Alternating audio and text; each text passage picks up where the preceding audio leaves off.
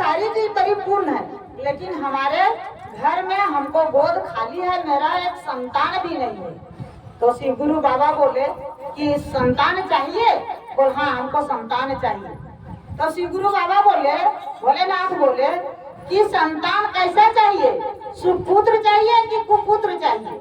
मतलब सुपुत्र मतलब होता है कि सुपुत्र मतलब अच्छे से रहे और अच्छा से अपना घर परिवार चलावे, और जो होता है कुपुत्र मतलब पुत्र मतलब वो उदंड होता है, पुत्र होता है लेकिन उदंड होता है, हर समय शराब पिएगा और कोई मतलब गलत काम करेगा, जुआ खेलेगा, इस तरह से पुत्र मतलब माँ बाप को सताने वाला पुत्र, ऐसे कुपुत्र, सुपुत्र और कुपुत्र। तो बाबा सोचे ब्राह्मण की संतान तो हमको दीजिएगा, लेकिन ऐसे प्रश्न पूछे बाबा, हम असमंजस में हो गए। ठीक है सोचते हैं, लेकिन देखो कुपुत्र सुपुत्र देंगे तो 5 साल का उम्र है, और जब कुपुत्र देंगे तो वो बचेगा बहुत ज्यादा दिन तक, लेकिन बचेगा लेकिन उदंड ही उदंड रहेगा। तो ब्राह्मण ब्राह्मण होते हैं, ब्राह्मण सोच विचार के देखे तो बोले कि नहीं, जो होगा देखा जाएगा, 5 साल का काहे न मेरा बेटा रहेगा, लेकिन सुपुत्र हमको चाहिए। तो भोलेनाथ बोले कि जाओ एमोस तू वरदान दे दिए हम तुमको, वरदान दे दिए। तो खुशी खुशी पूजा करके ब्राह्मण गए और अपनी पत्नी को बात बताए कि देखो आज हम मंदिर को इतना दिन से पूजा कर रहे थे, तो भोले बाबा हमको दर्शन दे दिए। तो क्या मांगे बाबा से? बोल हम मांगे जाकर के पुत्र, संतान नहीं था तो संतान मांगे। तो बहुत खुश हुई ब्राह्मणी, बहुत खुशी हुई कि आशीर्वाद मिल गया। बोल हाँ मिल गया। तो सुनाए हुआ इसी तरह से बीता, साल बीत गया, गर्भवती रह गई उनकी पत्नी, पुत्र भी हुआ। पुत्र हुआ तो इतना अच्छा पुत्र हुआ, सुपुत्र, जो धीरे धीरे धीरे धीरे 5वां साल बीतने लगा। जो 5वां साल बीतने लगा तो उनको 4-5 दिन जब बचा तो ब्राह्मण बहुत चिंता करने लगे, बहुत चिंता करने लगे कि इतना अच्छा पुत्र मेरे भोले भाला है, और अगर कुछ हो जाएगा तो हम कैसे जिंदगी जिएंगे। सब बहुत चिंता करने लगा। तो एक दिन शिव मंदिर गया था और शिव मंदिर से पूजा करके वो रास्ता से जा रहा था। तो रास्ता से जा रहा था तो सप्त ऋषि मतलब 4-5 गो ऋषि मुनि उस रास्ता से गुजर रहे थे। तो बेटा बाप दोनों ब्राह्मण दोनों आ रहे थे। तो प्रणाम किया तो बेटा भी प्रणाम किया वो गुरु लोग को, जैसे सप्तऋषि सब थे तो प्रणाम किया। तो जो गुरु थे ऋषि मुनि सब थे वो बोले कि चिरंजीवी मतलब उम्र लगे, आयु बढ़े। तो दे दिया आशीर्वाद दे दिए। वहां से चले तो फिर चलते चलते आए, अब बचा 3 दिन, 2 दिन कटा किसी तरह से, अब बचा 3 दिन बचा। तो फिर वहां से फिर चिंता करने लगे। अब सप्त ऋषि को बोले बाबा आप तो आशीर्वाद दे दिए मेरा बेटा का, लेकिन मेरा बेटा का आयु है मात्र 2 दिन 3 दिन। तो सब ऋषि मुनि भी घबरा गए कि यह क्या होगा, मेरा वचन खाली ना चल जाए, क्योंकि हम तो आशीर्वाद दे दिए बचने का, और अगर कुछ हो जाए तो फिर हमारा आशीर्वाद मतलब हम लोग का सत, ऋषि मुनि का सत खत्म हो जाएगा, आशीर्वाद ना लगे तो चिंता में पड़ गए। तो ब्राह्मण को बताए कि चलो ब्रह्मा जी के पास जाएंगे और वहाँ चलो सबको, हम लोग भी जाते हैं और आप लोग भी चलो। गया ब्राह्मण, गया बेटा लेकर के, और ऋषि मुनि गए।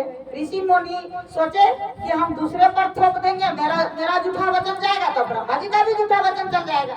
अब ब्रह्मा जी को दंडवत प्रणाम हुआ, बच्चा और ब्राह्मण दोनों किए और ऋषि मुनि भी किए। तो वो भी बोले कि चिरंजीवी भव, आयुष बना। तो इस तरह बोले तो फिर ब्राह्मण खुश हो गए। ब्राह्मण तो खुश हो गए, लेकिन फिर ब्राह्मण बोलते हैं कि ब्रह्मा जी आप तो वरदान दे रहे हैं, लेकिन मेरा बेटा का उम्र मात्र 2 दिन बचा है। 5 साल का उम्र दिए थे भोले बाबा, आशीर्वाद दिए थे, हम पूजा करते थे तो शिव गुरु को माने थे, और मेरा बेटा का उम्र केवल 2 दिन है। तो भी ब्रह्मा जी भी असमंजस हो गए कि क्या मेरा वचन भी खाली चल जाएगा। तो इधर सब ऋषि मुनि जो थे खुश होते थे कि मेरा वचन झूठा होगा कि ब्रह्मा जी का झूठा हो जाएगा, ना हम झूठा तो ब्रह्मा जी भी झूठा। अब होगा, मेरा टेंशन खत्म हो गया, ब्रह्मा जी पर चल गया। अब ब्रह्मा जी सोचने लगे कि हम ब्रह्मा जी हैं, अगर झूठा हो जाएगा मेरा वचन तो दुनिया क्या कहेगा, इसलिए इस बच्चा को बचाना जरूरी है। फिर दिमाग में सोचते सोचते बोले कि यही देवों के देव महादेव जो हैं, जो सबको देखने वाले हैं, भोले भाले, ना कोई मजदूरी लेते हैं ना कुछ करते हैं, सबसे जगह से पहुंचने के बाद सभी मतलब साधु है, संत है, हम लोग जो जीवन है, मनुष्य अवतार है, ऋषि मुनि है, हर जगह से थके हुए शिव मंदिर लोग पहुंचता है। तो गए, फिर बोले कि चलो शिव जी के पास। शिव जी के पास गए। शिव जी के पास गए तो शिव जी बैठे थे अपना धुन में। फिर वहां जाके बच्चा, ब्राह्मण, ऋषि मुनि, ब्रह्मा जी सब मिल के गए, सब दंडवत प्रणाम किए। वहाँ बच्चा भी किया दंडवत प्रणाम और बोला कि जाकर के उठना नहीं थे। अब देखे शिव गुरु बाबा, उनको ध्यान में क्या दी, बच्चा को हमें दिए है, मेरा ही दिया हुआ है। बोले चिरंजीवी भव, वो भी बोले चिरंजीवी भव। अब सब इन लोग मतलब अपना चिंता से छुटकारा पा गए कि अब शिव गुरु ही दे दिए चिरंजीवी भव तो बच्चा बच जाएगा। मन में सोच रहे थे नहीं क्या होगा, इनको विचार करना होगा क्या होगा बच्चा को। अब इन लोग चिंता में फंस गए और जब देखे कि इस तरह की बात है तो शिव गुरु चिंता में आ गए कि क्या हो रहा है, क्या तुम लोग खेल खेलने आया है मेरे पास, बताओ सच्चाई। हम जो थे सच्चाई सब वहाँ बता देते हैं कि हमको संतान नहीं था, हम आपके पास आए थे, आप बोले थे कि एक सुपुत्र एक सुपुत्र है, तुम कौन बेटा लेगा सो बोलो।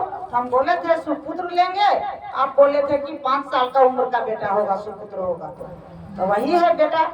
और सब जिसके पास मेरा बेटा गया प्रणाम करने के लिए, सबको बोले चिरंजीवी भव, देवता देवी नर। देखिए प्रणाम करने का महत्व क्या होता है सो समझिएगा बात को गहराई से। प्रणाम क्या होता है, और जहाँ से हम प्रणाम करने लगे वहाँ से अरबल बढ़ जाता है। तो बोले कि ऐसी बात है। शिव गुरु सोचने लगे कि क्या होगा, क्या हम करें। जमराज और धर्मराज दोनों सोच रहे थे कि उसका उम्र हो गया और ले आना है सोच में। तो क्या बोले वो शिव गुरु बोले कि चलो देखा जाएगा, अब मेरे ऊपर आ गया सारा चीज तो देखा जाएगा। और वो बोले कि तुम जाओ, बालक एक तपस्या करेगा, तुम लोग शाम को चल जाओ। ब्राह्मण भी चल गए, ऋषि मुनि भी चल गए, ब्रह्मा जी भी वहाँ से चल गए और बालक को शिव गुरु अपने शरण में दे दिए और बोले कि जो शिव का मंदिर है वही शिव मंदिर में तुम खाली नमः शिवाय नमः शिवाय नमः शिवाय का बेटा जाप करना। धर्मराज आवे आज जमराज आवे। बोले ठीक है बाबा, हम ऐसे ही करेंगे। बच्चा था, सत्संगी घर के, ब्राह्मण घर के बच्चा था, सुपुत्र था, तो वैसे ही किए। मंदिर में गए और नमः शिवाय नमः शिवाय नमः शिवाय का धुनी लगा दी।